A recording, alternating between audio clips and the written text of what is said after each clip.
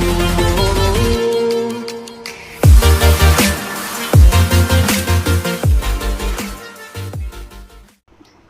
Everyone, welcome to another video.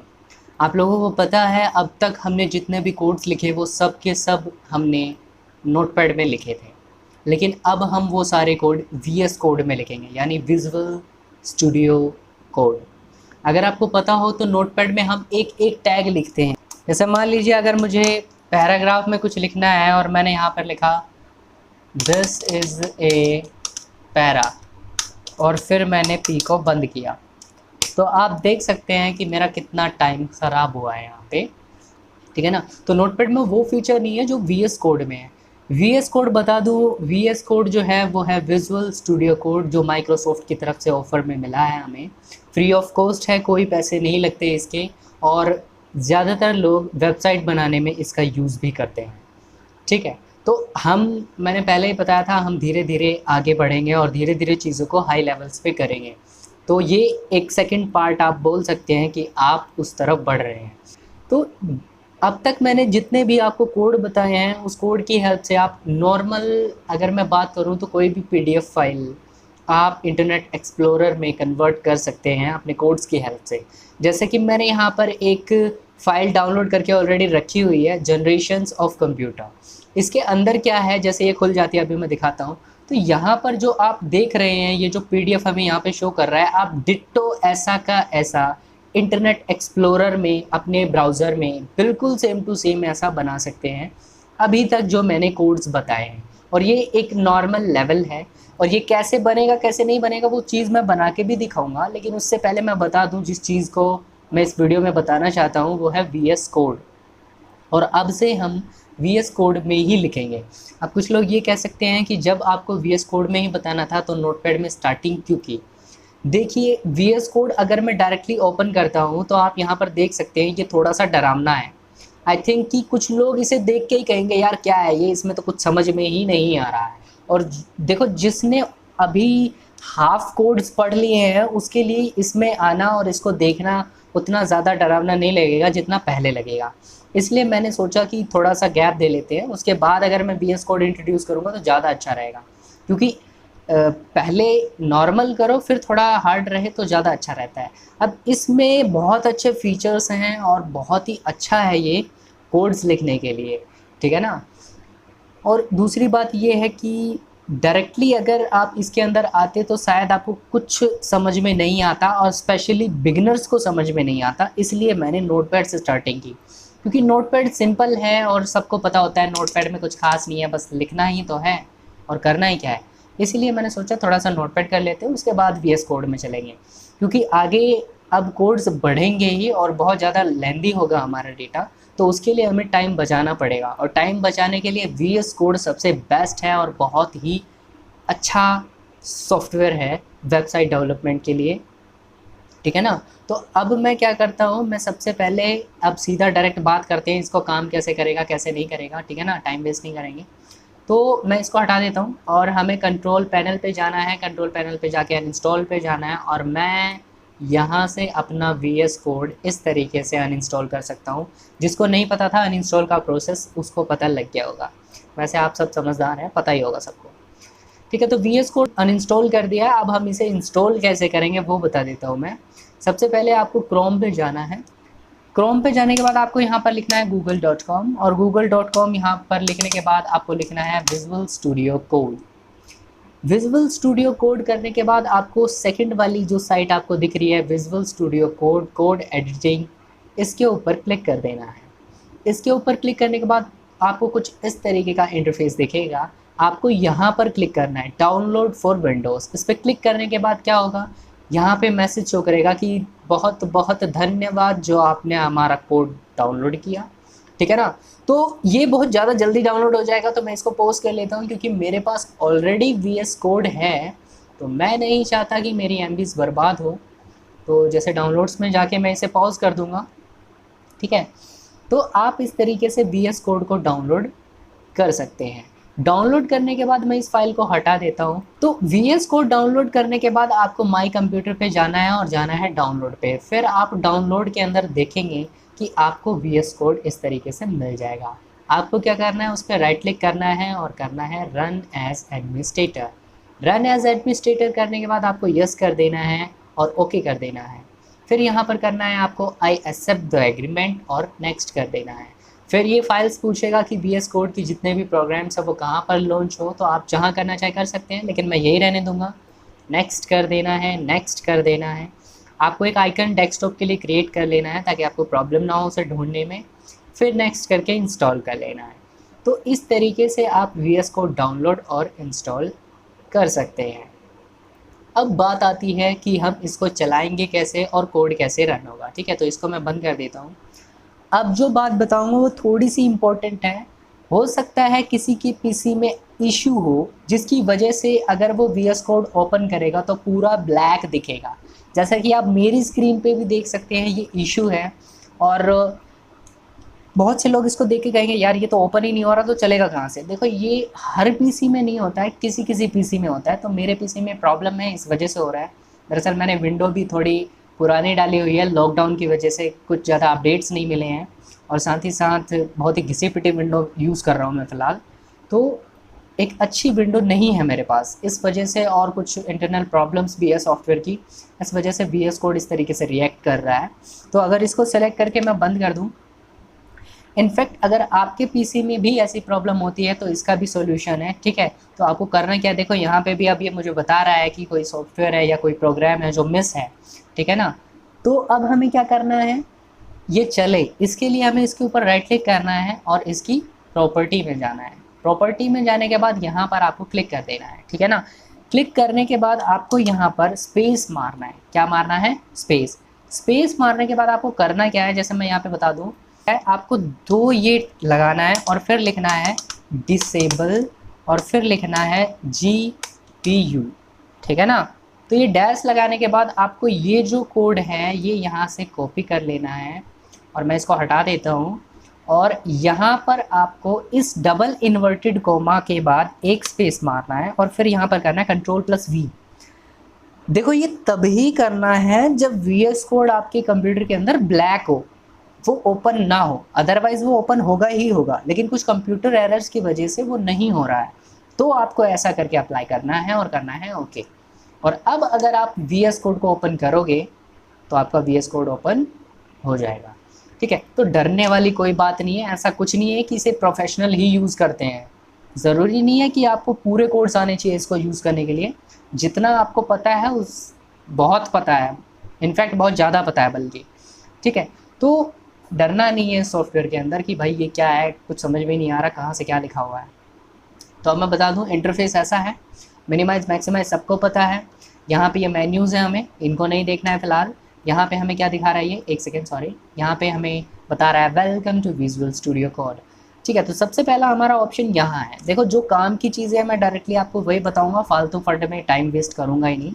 तो आपको सबसे पहले यहाँ क्लिक करना है। अब यहाँ क्लिक करने से पहले मैं इस फाइल को मिनिमाइज़ कर लेता हूँ। अब देखो करना क्या है, विजुअल स्टूडियो क्या करता है, आपके जितने भी कोड्स आप लिखेंगे और जितने भी आप उसके अंदर प्रोग्राम्स बनाएंगे वो उन सभी प्रोग्राम्स को एक प्री डिफाइंड जगह पे रखेगा। आपको पता हो तो पहले हम नोटपैड की फ़ाइल मैं ज़्यादातर डेस्कटॉप पे रखता था और कोई एक अच्छी सी जगह नहीं थी, लेकिन विजुअल स्टूडियो के अंदर एक परफेक्ट जगह है और वहीं पे आपको वो सारे कोड्स लिखने होते हैं। तो हमें करना क्या है, हमें कंप्यूटर पे जाना है। कंप्यूटर पे जाने के बाद आप कहीं पे भी कोड क्रिएट कर सकते हैं। तो मैं सी में क्रिएट कर रहा हूँ, आप जहाँ करना चाहें वहाँ कर सकते हैं। ठीक है, तो न्यू फोल्डर में गया, न्यू फोल्डर में जाके मैंने यहाँ पे लिखा HTML फुल कोर्स और एंटर कर दिया, तो फोल्डर क्रिएट हो गया। फोल्डर क्रिएट करने के बाद अब आपको इस फोल्डर को सेलेक्ट करना है विजुअल स्टूडियो कोड में। अब हमें क्या करना क्या है, विजुअल स्टूडियो कोड पे जाना है। हमने यहाँ पर क्लिक किया था, क्लिक करने के बाद हमें ओपन फोल्डर पे क्लिक करना है और फिर हमें उस फोल्डर पे जाना है जहाँ वो फोल्डर हमने बनाया है। तो मैंने फोल्डर सी ड्राइवर में बनाया है, तो ये रहा। इसको सेलेक्ट करके हम इसे सेलेक्ट फोल्डर कर देंगे। जैसे ही आप सेलेक्ट फोल्डर करेंगे तो आपको यहाँ पर दिखेगा HTML फुल कोर्स नाम का जो फोल्डर है वो सेलेक्ट हो चुका है।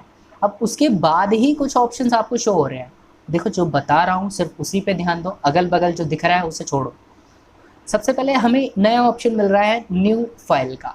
न्यू फाइल का मतलब होता है, अगर आपको पता हो तो हम नोटपैड के अंदर कुछ लिखने के बाद जब उसे सेव करते थे तो डेस्कटॉप पे सेव करते थे।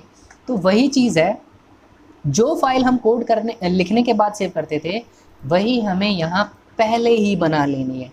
तो अगर आप इस पर क्लिक करते हैं तो ये आपसे फाइल का नाम पूछेगा। तो मान लीजिए मैंने लिखा HTML पार्ट 8, HTML पार्ट 8, और फिर मैंने यहाँ पर क्या करा, .html कर दिया, जैसा कि हम करते हैं, पहले नाम और फिर एक्सटेंशन, और एंटर कर दिया। जैसे ही आप ये करोगे आपके राइट साइड में आपको दिखेगा कि HTML पार्ट 8 के नाम से एक फ़ाइल जनरेट हो गई है और आप यहाँ पर पूरा काम अपना कर सकते हैं, ठीक है ना। अब बहुत लोग डर गए होंगे कि ये आ कैसे गया, क्या कर दिया आपने ऐसा कुछ। तो अभी इस पे ध्यान नहीं देना, जो मैंने ये एकदम से लिखा इसको छोड़ो, बाद में देखते हैं इसको। यही विजुअल स्टूडियो की सबसे अच्छी और इम्प्रेसिव बात है। तो यहाँ पे HTML पार्ट 8 की जो फाइल है वो मैंने क्रिएट कर ली है और इसी में मैं अपना काम कर रहा हूँ, है ना। तो अभी के लिए मैं ये सारा कोड हटा देता हूँ, मेरी पूरी फाइल ब्लैंक है। जो अगला ऑप्शन है आपका, इसके अंदर वो फोल्डर के लिए, तो अगर आप इसी के अंदर एक और फोल्डर क्रिएट करना चाहें तो आप फोल्डर क्रिएट कर सकते हैं, कोई बड़ी बात नहीं है।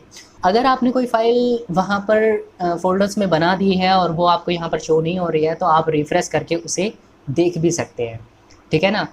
तो मैंने क्या किया, मैंने बस इतना किया, मैंने फ़ाइल ओपन की, ओपन करने के बाद यहाँ पर क्लिक किया, क्लिक करने के बाद हम ओपन फोल्डर में गए, ओपन फोल्डर में जाके हमने फ़ोल्डर सेलेक्ट किया और फिर मैंने ये फ़ाइल अपनी क्रिएट कर ली। ये सब क्रिएट करने के बाद अब हम अपने फाइल्स पे आ जाते हैं, जो कि यहाँ पर है। अब यहाँ पर आप देख सकते हो कि मेरी फ़ाइल बिल्कुल ब्लैंक है, कुछ नहीं है इसमें। सबसे पहले मैंने ये मार्क लगाया, ये मार्क लगाते ही एमेट एब्रीविएशन आपको सजेशन आ रहा है, मैंने इस पर क्लिक कर दिया। क्लिक करते ही आप देखोगे मेरे सामने एक प्री डिफाइंड पूरा का पूरा कोड आ गया। अब आप कहोगे ये क्या है, ये है क्या, मतलब एकदम से कहाँ से कैसे आया। तो आई थिंक ये मेटा का जो डेटा है ये देख के कुछ लोग डर रहे होंगे, तो मैं इसको हटा देता हूँ। अब ये कुछ जाना पहचाना सा लग रहा है। तो यहाँ पे doctype HTML lang head body वगैरह ये सब इसके बारे में आप जानते हैं, लेकिन उससे पहले मैं एमेट के बारे में बता देता हूँ। कुछ भी चीज़ ना पता हो तो आप गूगल पे जाइए, जब गूगल देवता मेहरबान है तो किसकी ज़रूरत है। तो आपको एमेट पे क्लिक करना है। तो जैसे एमेट सर्च करा, अब आप यहाँ पर पढ़िए ये जो लिखा है, Emmet is a set of plugins of text editors that allow for high speed coding and editing in HTML, ठीक है ना। तो एमेट का काम बस इतना ही होता है कि उसमें हमें प्री डिफाइंड कोड्स मिलते हैं, जिसकी हेल्प से आप बहुत ही जल्दी अपने कोड्स को लिख सकते हैं। जैसा कि मैंने बताया, आने वाले दिनों में जब हम साइट्स बनाएंगे तो उनके अंदर क्या होगा, कोड्स ज़्यादा होंगे, तो कोड्स ज़्यादा में टाइम बहुत लगेगा और हमें टाइम बचाना है, और टाइम बचाने के लिए हम एमेट का ही यूज़ करेंगे। तो ये एक तरीके से आप कह सकते हैं कि ये शॉर्टकट है। देखो ये वीडियो थोड़ी सी लेंदी हो गई, उसके लिए सॉरी, बट क्या करें, ये बताना भी ज़रूरी ही है और मैं चाहता हूँ कि आपका एक एक पॉइंट क्लियर हो। अब मैं आगे बात कर लेता हूँ, यहाँ तक आप सबको पता होगा, कोई प्रॉब्लम ही नहीं है।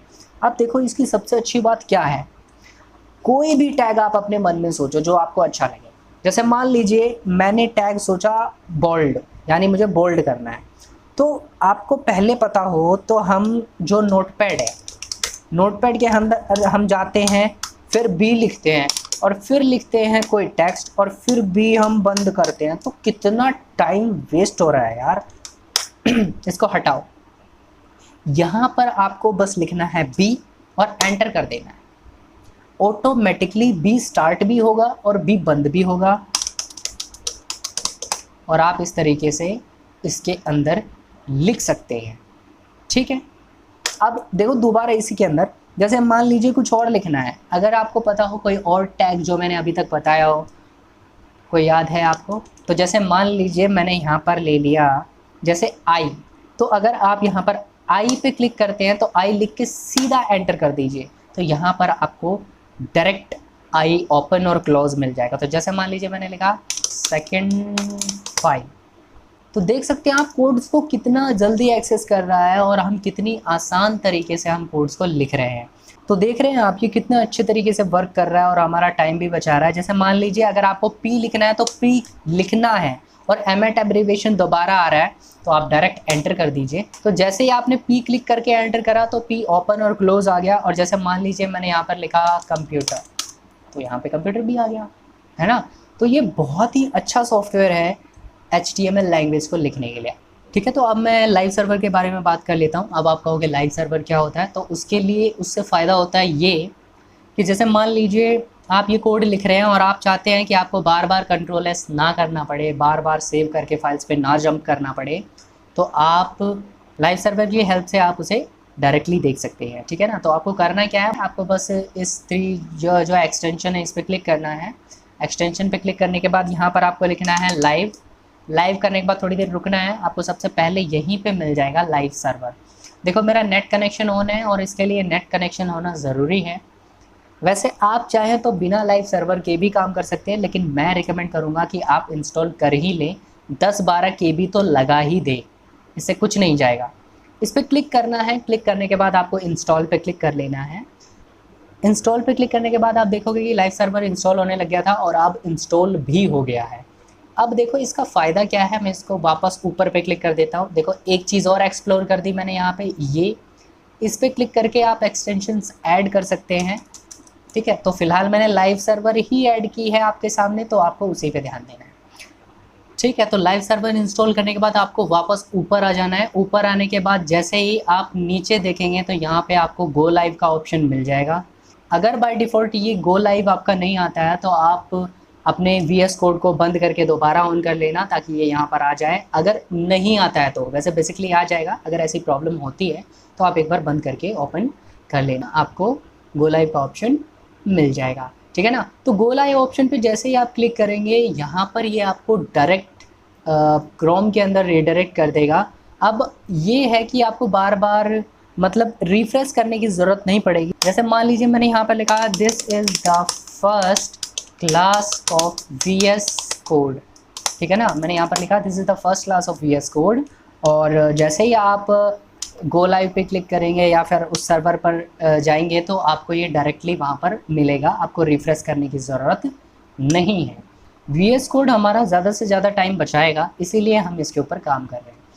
ठीक है, तो अब मैं शॉर्टकट्स के बारे में बात कर लेता हूँ कि VS कोड के शॉर्टकट्स क्या हैं। आपको यहाँ पर सेटिंग्स पे जाना है और सेटिंग्स पे जैसे ही आप क्लिक करेंगे यहाँ पर आपको दिख रहा होगा कीबोर्ड शॉर्टकट्स। कीबोर्ड शॉर्टकट्स पे क्लिक करने के बाद यहाँ पर आपको पूरे शॉर्टकट्स की लिस्ट मिल जाएगी जो भी हमारे VS कोड में होते हैं, लेकिन ज़्यादातर जो यूज़ होते हैं उनके आप खुद भी बना सकते हो। जैसे जूम इन और जूम आउट है, तो जैसे यहाँ पर मैं सर्च करता हूँ जूम, तो जूम करने के बाद आप यहाँ पर देख सकते हैं जूम इन के लिए भी है और जूम आउट के लिए भी है। जैसे आप यहाँ पर देख सकते हो जूम इन आ गया है। और जूम इन की अगर आप कस्टमाइज़ करना चाहते हैं, आप चाहते हैं कि कंट्रोल = ना हो, तो मैं जूम इन के लिए Ctrl+ ये मार्क रखना चाहता हूँ क्योंकि ये मेरे हाथ पे एकदम परफेक्ट बैठता है, तो इसीलिए मैंने ये मार्क करा है जूम इन के लिए और एंटर कर देना है। और जूम इन के लिए वो करने के बाद फिर मैं जूम आउट के लिए भी बनाना चाहता हूँ, तो मैंने व्यू जूम आउट के लिए क्या किया, मैंने व्यू जूम आउट के लिए Ctrl+1 कर दिया। ठीक है ना। तो देखिए आपको जो अच्छा लगे वो कर सकते हैं, लेकिन मुझे ये पसंद है तो मैंने जूम इन जूम आउट के लिए ये रखा है। ऊपर से आप देख सकते हैं कीबोर्ड शॉर्टकट्स का एक और नया फ़ोल्डर खुल गया इधर, तो इसको मैं बंद कर देता हूँ, मुझे नहीं चाहिए। ठीक है ना। तो अब अगर मुझे जूम इन या जूम आउट करना होगा तो मैं उन बटन की हेल्प से ऐसे जूम इन और जूम आउट कर सकता हूँ। ठीक है ना। तो आप अपने रिक्वायरमेंट के हिसाब से आपको जो बढ़िया लगे आप ऐसा कर सकते हैं। जूम इन जूम आउट के बाद आप कमेंट का भी शॉर्टकट क्रिएट कर लेना, क्योंकि कमेंट की बहुत ज़रूरत पड़ती है। जैसे आप यहाँ पर देख सकते हैं हेडलाइन कमेंट के लिए मैंने Ctrl+Q बना रखा है। अब कुछ लोग कहेंगे कि कमेंट की ज़रूरत कहाँ पड़ती है, तो कमेंट की वैसे ज़रूरत बहुत जगह पड़ती है और नहीं भी पड़ती है। कमेंट आप तभी डालेंगे जब आपको कहीं किसी चीज़ को एक्सप्लेन करना हो कि ये चीज़ इसके बारे में है, ना कि इसके बारे में। आप एक कमेंट के थ्रू बता सकते हैं कि वो जो डेटा आपने वहाँ पर डाला है वो किस चीज़ से रिलेटेड है। ठीक है ना। और एक बात और, कमेंट आपका वेब ब्राउज़र में कभी शो नहीं होगा। लाइक अगर मैं इस लाइन को सेलेक्ट करके कमेंट में कन्वर्ट कर देता हूँ, तो अगर आप अपने लाइव सर्वर में जाकर देखेंगे तो यहाँ पर कुछ भी नहीं आया है। ठीक है ना। तो कमेंट कभी भी आपके वेब ब्राउज़र में शो नहीं होगा। आज के लिए बस इतना ही। मैं जानता हूँ वीडियो बहुत ज़्यादा लेंदी हो गया, उसके लिए सॉरी, बट क्या करें, इसको बताना भी ज़रूरी था। अगर कोई पार्ट आपको समझ में नहीं आया तो मुझे बता सकते हैं। Thanks for watching, have a great day guys.